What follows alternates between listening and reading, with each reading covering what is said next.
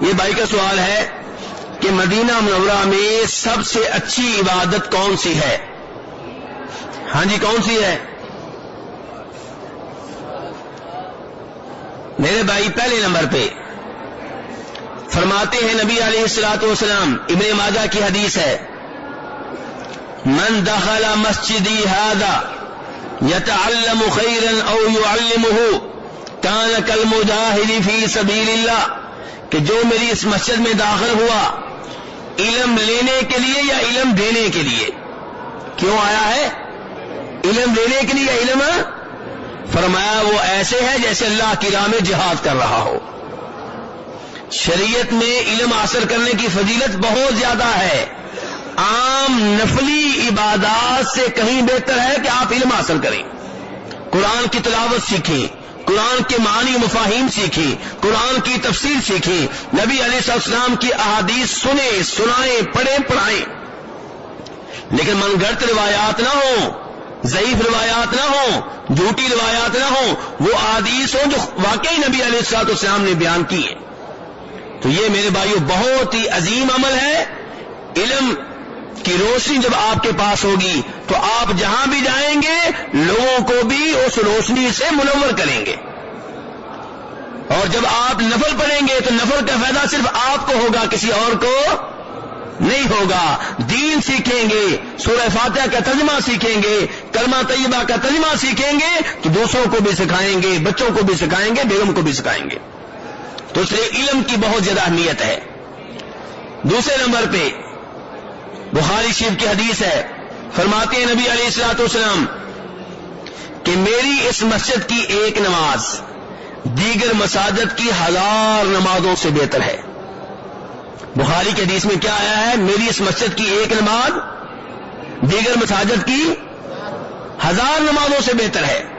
یہاں کی ایک فرض نماز دیگر مساجد کی 1000 فرض نمازوں سے بہتر، یہاں کی ایک نفل نماز دیگر مساجد کی 1000 نفل نمازوں سے بہتر۔ بھائی پریشان ہو گئے ہیں، لگتا ہے آواز نہیں نکل رہی، لگتا ہے کہ 50,000 کے چکر میں ہیں۔ ایسے ہی ہے، 50,000 چاہتے ہیں۔ اچھا آپ تو آئے ہیں کبھی کبھار، اور سعودی علماء کرام، مدینہ کے علماء کرام اور میرے جیسے طالب علم تو یہاں کئی سالوں سے رہ رہے ہیں۔ اگر یہ حدیث صحیح ہوتی تو ہم آپ سے زیادہ اسے بیان کرتے کہ ہمارا فائدہ 50,000 میں تھا۔ ہمارا فائدہ کس میں تھا؟ 50,000 میں۔ اگر یہ روایت صحیح ہوتی، 1000 کی حدیث آئی ہے بخاری شریف میں، کہاں آئی ہے؟ اور وہ اوپر لکھی ہوئی ہے، وہ دیکھیں سب سے اوپر لکھی ہوئی، وہ سب سے اوپر نظر آ رہی ہے نا؟ جی ہاں۔ اور 50,000 کی روایت آئی ہے امام ابن ماجہ کی کتاب میں۔ امام ابن ماجہ بڑے عظیم محدث، بڑے عظیم امام ہیں، ان کی کتاب میں اکثر حدیثیں صحیح ہیں، کہیں کہیں پہ ضعیف آ گئی ہیں، یہ بھی ضعیف ہے۔ اس کے بیان کرنے والوں میں ایک راوی ہے ابو الخطاب دمشقی، یہ نامعلوم ہے، اس کے قوائف کا عطا پتہ نہیں چل سکا، اس کے حافظے، اس کی دیانت امانت کے بارے میں علم نہیں ہو سکا۔ آپ کہیں گے یہ ہمارے ہاں تو اس روایت کو بڑے جوش و خروش سے بیان کیا جاتا ہے۔ اصل میں کچھ مولوی حضرات یہ ہیں جو سمجھتے ہیں کہ فضائل کے نام پہ جو مرضی بیان کر دو، فضائل ہے نا جی، یہ نہیں سوچتے کہ فضائل کو آپ منسوب کس کی طرف کر رہے ہیں؟ نبی اسلام کی طرف۔ تو نبی علیہ السلام کی طرف وہ چیز منسوب کریں جس کے درست ہونے کا یقین ہو۔ تو ضعیف روایات آپ کی طرف منسوب نہیں کرنی چاہیے۔ آپ دور رہتے ہیں کہ بخاری کی ہے کہ ابن ماجہ کی ہے۔ اور عجیب بات آپ کو یہ بتاؤں کہ یہ 50,000 والی روایت اگر پوری بیان کر دی جائے تو آپ بھی نہیں مانیں گے، مولویوں کو چھوڑیے، آپ بھی نہیں مانیں گے، کیونکہ پوری روایت کیا ہے؟ پوری روایت میں یہ آ رہا ہے کہ مسجد نبوی میں بھی ایک نماز کا ثواب 50,000 ہے، اور مسجد اقصیٰ کی ایک نماز کا ثواب بھی 50,000 ہے۔ اب بتائیے ایسے آپ کو بیان کیا جاتا ہے؟ بیان کرنا تو پوری روایت بیان کریں۔ تو اس روایت کو اگر آپ مانیں گے تو اسی میں یہ آیا ہے کہ مسجد اقصیٰ کی ایک نماز بھی 50,000 ہے۔ تو خلاصہ کلام یہ ہے کہ یہ روایت ضعیف ہے۔ صحیح بات یہ ہے کہ یہاں پہ ایک نماز کا ثواب کتنا ہے؟ 1000، اور یہاں کی ایک نفل نماز دیگر مساجد کی 1000 نفل نمازوں سے بہتر، یہاں کی ایک فرض نماز دیگر مساجد کی 1000 فرض نمازوں سے بہتر۔ اور یہاں کی نفل نماز جو ہے گھر کی نفل نماز سے، جی بولیے آپ سے سننا چاہ رہا ہوں، گھر کی نفل نماز مسجد کی نفل نماز سے بہتر ہے. یہاں کی نفل نماز دیگر مساجد کی 1000 نفل نمازوں سے بہتر ہے، لیکن یہاں کی نفل نماز گھر کی نفل نماز سے بہتر ہے. اور یہی وہ مسجد ہے جس میں نبی علیہ السلام صحابہ کرام کو ترغیب دیا کرتے تھے کہ نفل نمازیں گھر میں پڑھا کرو، گھر کی نماز مسجد کی نماز سے بہتر ہے. اور خود بھی آپ اکثر اوقات کوشش کرتے کہ نفل نمازیں سنتے گھر میں پڑھیں، تو اس لیے میرے بھائیوں نفل نمازیں گھر میں بہتر ہوتی ہیں. تو یہ 2 عبادات ہیں جو آپ یہاں کر سکتے ہیں. باقی رہا درود و سلام کا مسئلہ، تو درود و سلام آپ جہاں سے بھی پڑھیں وہ تو نبی علیہ السلام تک فرشتے پہنچا دیں گے. سلام آپ پاکستان سے پڑھیں، انڈیا سے پڑھیں، امریکہ سے پڑھیں، برطانیہ سے پڑھیں، لیکن وہاں نماز وہاں کی مسجد میں پڑھیں گے تو کیا 1000 کا ثواب مل جائے گا؟ نہیں ملے گا. تو درود و سلام جو ہے وہ تو وہاں سے بھی آپ پڑھ سکتے ہیں. کیا کہہ رہے ہیں؟ سلام پڑھنے کا طریقہ دور سے نزدیک سے سلام پڑھنے کا طریقہ ایک ہی ہے. طریقہ کیا ہے؟ درود وہ پڑھیں جو آپ نے سکھایا، اللہم صلی علی وعلی آل محمد، اے اللہ ہمارے نبی پہ، ترجمہ تو آنا چاہیے نا، آپ درود تو پڑھتے ہیں صبح شام، ترجمہ بھی مجھے بتائیں نا. اے اللہ ہمارے نبی پہ رحمتیں نازل فرما. کیا نازل فرما؟ یہ تو دعا ہے، ایسا نہیں ہے؟ دعا ہی ہے نا، یہ دعا ہی ہے نا. کون دعا کر رہا ہے؟ امتی. کس کے لیے؟ اپنے نبی کے لیے صلی اللہ علیہ وسلم. اللہم صلی علی محمد، اے اللہ ہمارے نبی پہ رحمتیں نازل فرما، اے اللہ ہمارے نبی کی شان میں اضافہ فرما. اللہم بارک علی محمد، اے اللہ ہمارے نبی پہ برکتیں نازل فرما. تو کیا پڑھیں گے؟ درود پڑھیں گے، درود ابراہیمی، یہ سب سے بہتر ہے. اور سلام پڑھیے، سلام بھی سب سے بہتر وہی ہوگا جو آپ نے سکھایا ہے. نماز میں ہم کیا پڑھتے ہیں؟ السلام علیکہ ایھا النبی، کہ اے نبی آپ پہ سلامتی نازل ہو. یہ بھی دعا ہے. سلامتی کون نازل کرے گا؟ اللہ. تو ہم آپ کی قبر پہ آ کے آپ کے لیے دعا کرتے ہیں، رحمت کی دعا، برکتوں کی دعا، سلامتی کی دعا. تو امتی کو یہ سکھایا گیا تھا کہ آپ کی قبر پہ آ کے آپ کے لیے دعا کرنی ہے. یہ نہیں سکھایا تھا کہ آپ کی قبر پہ آ کے آپ سے دعا کرنی ہے، یہ نہیں سکھایا تھا. آپ کے لیے اللہ سے دعا کرنی ہے، آپ سے دعا نہیں کرنی. آپ کو نہیں پکارنا. مشکل کشا ایک اللہ ہے، حاجت روا ایک اللہ ہے، مختار کل اللہ ہے. اللہ تبارک و تعالیٰ سے اپنے لیے بھی دعا کریں، اپنے نبی علیہ الصلوۃ والسلام کے لیے بھی دعا کریں. تو یہ ہے میرے بھائی درود و سلام کا بہترین طریقہ. اور سلام پڑھتے ہوئے یقین رکھیں کہ آپ کا سلام فرشتوں کے ذریعے، کن کے ذریعے؟ نبی علیہ السلام تک پہنچتا ہے، چاہے پاکستان سے پڑھیں چاہے یہاں سے پڑھیں. نسائی شریف کی حدیث ہے، ان للہ ملائکۃ سیاحین فی الارض یبلغونی عن امتی السلام. اللہ کے فرشتے ہیں زمین میں گھوم پھر رہے ہیں، فرمایا وہ مجھے میری امت کی طرف سے سلام پہنچاتے ہیں. کون سلام پہنچاتے ہیں جی؟ کون سلام پہنچاتے ہیں؟ کون کہہ رہے ہیں؟ نبی علیہ الصلوۃ والسلام. آواز ایک دفعہ پھر آپ کی آہستہ ہو گئی ہے. لگتا ہے کہ آپ کہنا چاہتے ہیں کہ یہاں پہ سلام آپ خود سنتے ہیں. لگتا ہے کہ یہ معاملہ ہے آپ کا. تو باجی صاحب کہتے ہیں ایسے ہی سنا ہے.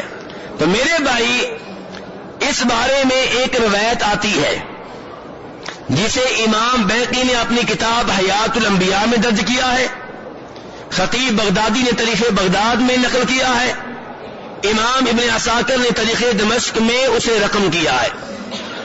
روایت کیا ہے کہ جو میرے اوپر دور سے درود پڑے مجھے پہنچایا جاتا ہے، اور جو میری قبر کے پاس درود پڑے میں خود سنتا ہوں.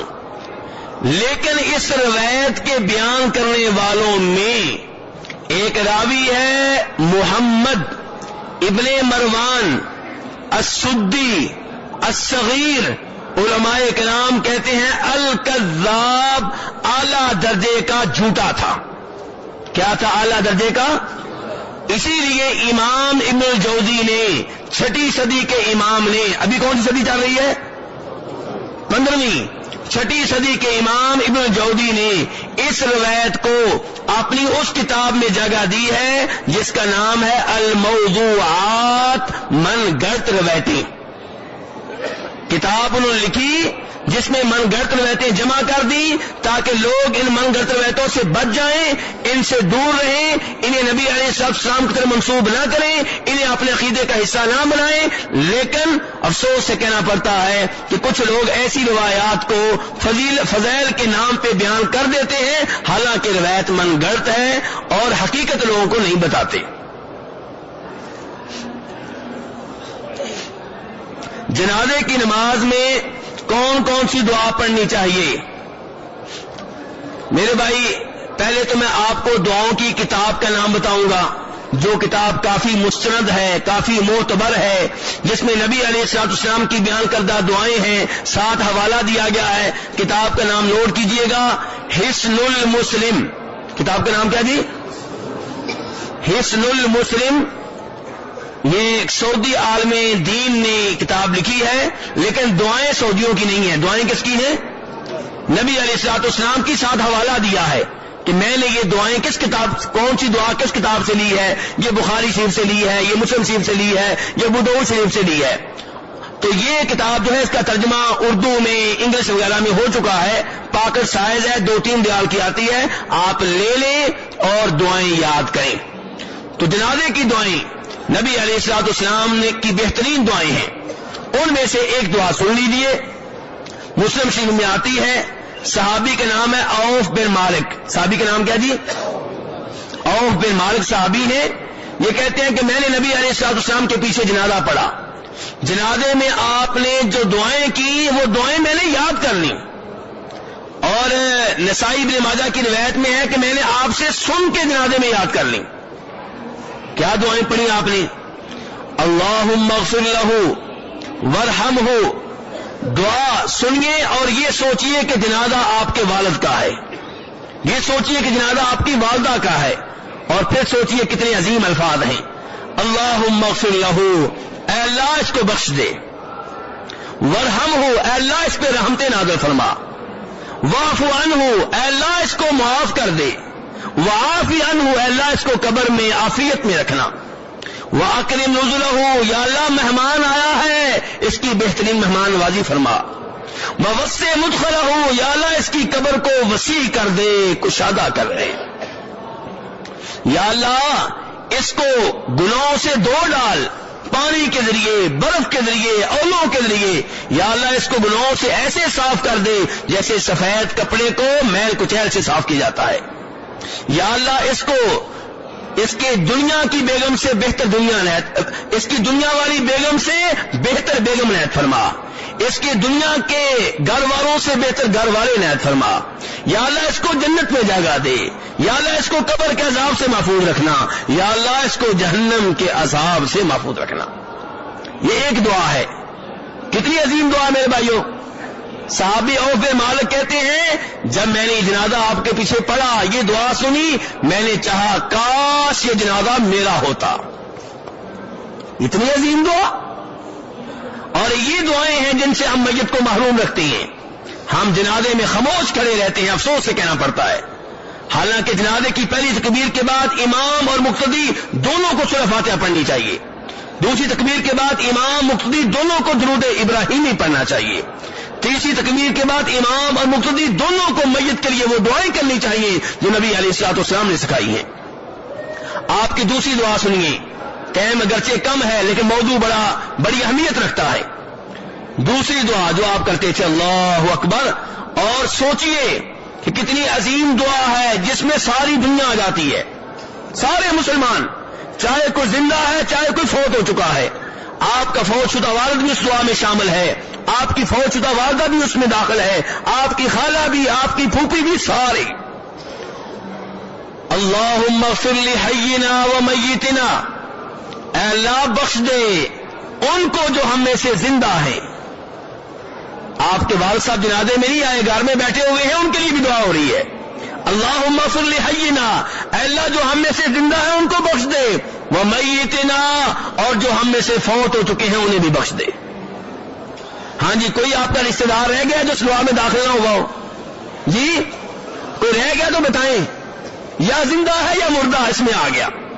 پہلے بھی آ گئے اور جو موجود ہیں وہ بھی آ گئے، صحابہ کرام سے لے کے سارے اس میں آ گئے. اللہم اغفر لحینا ومیتنا، پھر دوبارہ آپ اس میں شامل ہوں گے سارے. وشاہدنا وغائبنا، یا اللہ جو ہم میں سے موجود ہیں ان کو بھی بخش دے، جو یہاں پہ موجود نہیں ہے غائب ہیں ان کو بھی بخش دے. ہاں جی، کوئی رہ گئے؟ اور کوئی رہ گیا تو بتائیں. اللہ اکبر، کتنے عظیم الفاظ ہیں میرے نبی کے، اور آپ لوگ نبی اسلام کی دعائیں چھوڑ کے دائیں بائیں بھاگتے ہیں. جی یہ وظیفہ فلاں پیر نے بتایا تھا، یہ فلاں سائی نے دیا تھا. نبی علیہ السلام کی دعاؤں کا کیا کریں گے پھر؟ اللہم اغفر لحینا ومیتنا وشاہدنا وغائبنا وصغیرنا وکبیرنا، یا اللہ جو ہم میں سے چھوٹے ہیں ان کو بھی بخش دے، جو بڑے ہیں ان کو بھی بخش دے. ہاں جی، تیسری بات سب آگے کہ نہیں آئے؟ وذکرنا وانثانا، یا اللہ جو ہم میں سے مرد ہیں ان کو بھی بخش دے، جو ہم میں سے عورتیں ہیں ان کو بھی بخش دے. ہاں جی، کوئی باقی رہ گیا؟ 4 بار سب کے لیے دعا ہو گئی، اور ابھی دعا ختم نہیں ہوئی. اس کے بعد ہے اللہم من احییتہ منا فاحیی علی الاسلام ومن توفیتہ منا فتوفہ علی الایمان، یا اللہ ہم میں سے جس کو زندہ رکھنا اسے اسلام پہ زندہ رکھنا، اور ہم میں سے جس کو موت دینا ایمان پہ موت دینا. کتنی شاندار دعا ہے. اللہم لا تحرمنا اجرہم، یا اللہ جو فوت ہو چکے ہیں جن کا جنازہ پڑھ رہے ہیں ان کے جو ثواب سے ہمیں محروم نہ کرنا. ولا تفتنا بعدہم، ان کے بعد ہمیں کسی ازمائش میں نہ ڈالنا.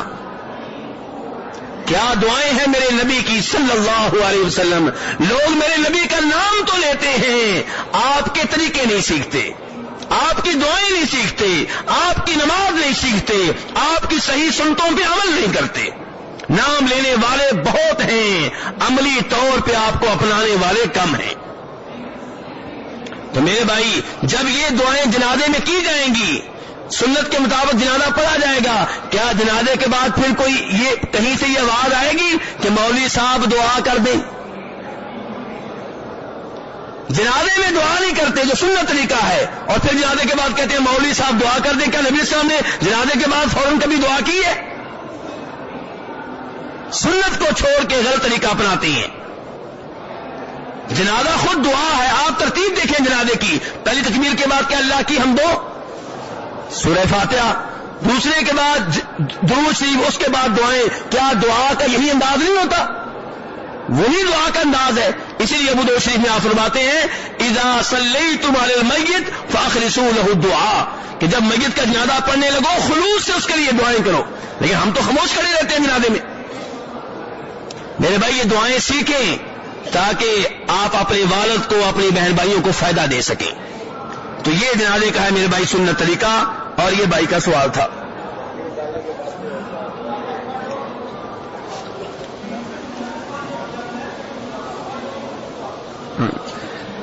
یہ بھائی کا سوال ہے مسجد قباء میں نمازہ پڑھنے کی فضیلت بتائیے. مسجد قباء میں نمازہ پڑھنے کی جی فضیلت بتائیے. جو آدمی اپنے گھر میں وضو کرے، ابن ماجہ کی صحیح حدیث ہے، جو اپنے گھر میں وضو کرے پھر مسجد قباء میں آ کے نماز پڑھے، اس کو ایسے ثواب ملے گا کہ جیسے اس نے عمرہ کیا ہے. تو یہ صحیح حدیث ہے. اس لیے میرے بھائی اپنے گھر سے وضو کر کے جائیں اور مسجد قباء میں 2 رکعتیں ادا کریں، چاہے فرض ہو چاہے نفل ہو، کوئی بھی نماز ہو، آپ کو انشاءاللہ عمرے کا ثواب ملے گا. لکھے ہوئے سوال پہلے میرے بھائی. یہ داڑھی کو کلر کر سکتے ہیں؟ اس کا جواب میں کل بھی دے چکا ہوں، میرا خیال ہے آج رہنے نہیں. اکثر عامل لوگ جادو کرتے ہیں اور جنات کو بلا کر ان سے کام لیتے ہیں. آخرت میں ان کے تعلق سے معلومات چاہیے. عامل جادوگر کا کیا اثر ہوگا؟ جادو کا قرآن کی روشنی میں معلومات چاہتا ہوں. جس پر جادو کیا گیا ہے کیا وہ قیامت کے دن فائدہ میں رہے گا اگر وہ شرک میں مبتلا نہ ہو؟ جی ہاں، جس کے اوپر جادو کیا گیا ہے اگر وہ غیر شرعی طریقہ اختیار نہ کرے جادو ختم کرنے کے لیے شرک والا کام نہ کرے، کسی غیبی دعویٰ کرنے والے بابے کے پاس نہ جائے، جادو کا توڑ کرنے والے نجومیوں بابوں کے پاس نہ جائے، اور اللہ سے رجوع کرے، قرآن پاک کے ذریعے اپنا علاج کرے، اپنی توحید کی حفاظت کرے، جو مصیبت آئی ہے اس پہ صبر کرے، انشاءاللہ روز قیامت رب العالمین سے جو ثواب پائے گا۔ یہ تو ہو گیا جس کے اوپر جادو ہوا ہے۔ اب آتے ہیں جادوگر۔ جادوگر کے بارے میں صحیح بات یہ ہے کہ وہ کافر ہو چکا ہے، وہ مسلمان نہیں ہے۔ اللہ تعالیٰ فرماتے ہیں قرآن پاک میں وَاتَّبَعُوا مَا تَتْلُو الشَّيَاطِينُ عَلَىٰ مُلْكِ سُلَيْمَانَ وَمَا كَفَرَ سُلَيْمَانُ وَلَٰكِنَّ الشَّيَاطِينَ كَفَرُوا يُعَلِّمُونَ النَّاسَ السِّحْرَ۔ فرمایا یہودی جو ہیں یہ شیطانوں کی پیروی کرتے تھے، شیطانوں کا کلام پڑھتے تھے، جو شیطان سکھاتے تھے وہ پڑھتے تھے سلیمان علیہ السلام کے زمانے میں، یعنی کہ جادو وغیرہ میں مصروف رہتے تھے۔ سلیمان علیہ السلام نے جادو والا کفر نہیں کیا۔ کفر کس نے کیا؟ شیطانوں نے کفر کیا جو لوگوں کو جادو سکھاتے تھے۔ تو جادو میرے بھائی کفر ہے، اور کافر کا ایسے کافر کا علاج یہ ہے کہ اسے قتل کیا جائے۔ ابو داؤد شریف کی روایت ہے جناب عمر فاروق نے آرڈر جاری کیا تھا کہ جتنے بھی جادوگر ہیں ان کو قتل کر دو، لیکن قتل کون کرے گا؟ حکومت کرے گی، عام آدمی یہ کام نہیں کرے گا، ورنہ آپ کسی کو قتل کریں گے کوئی آپ کو قتل کر دے گا کہ جادوگر ہے، ٹھیک ہے؟ تو یہ کام حکومت کے ہوتے ہیں، عام آدمی کے یہ کام نہیں ہوتے۔ تو بہرحال یہ کفریہ کام ہے۔ اس کی وجہ یہ ہے کہ جادو تب ہوگا جب آپ شیطان کو اپنا ولی اور دوست بنا لیں گے، اور شیطان آپ کا دوست تب بنے گا جب آپ کو ایسا شرکیہ کام کریں گے جو سب سے مختلف ہوگا، تب وہ جا کے شیطان آپ کی مدد کریں گے جادو کے سلسلے میں۔ مثلا آپ سنتے ہوں گے کہ جی کسی آدمی نے قرآن پاک کو باتھ روم میں پھینک دیا، نعوذ باللہ، جی نالے سے قرآن پاک اوراق ملے ہیں، جی گٹر سے ملے ہیں، جی قرآن پاک کے اوپر نعوذ باللہ پیشاب کر دیا۔ ایسا عجیب و غریب کام کریں گے، پھر شیطان آپ کے اوپر خوش ہوگا، پھر آپ کی مدد کرے گا۔ شیطان عام آدمی کی مدد نہیں کرتا۔ تو جو کہتے ہیں نا شیطان میری مدد کرتے ہیں، جان لیں کہ یہ ایسے کفر و شرک والے کام کر رہا ہے جس سے خوش ہو کے شیطان اس کی مدد کرتے ہیں، ورنہ شیطان کہاں ہے مدد کرنے والے۔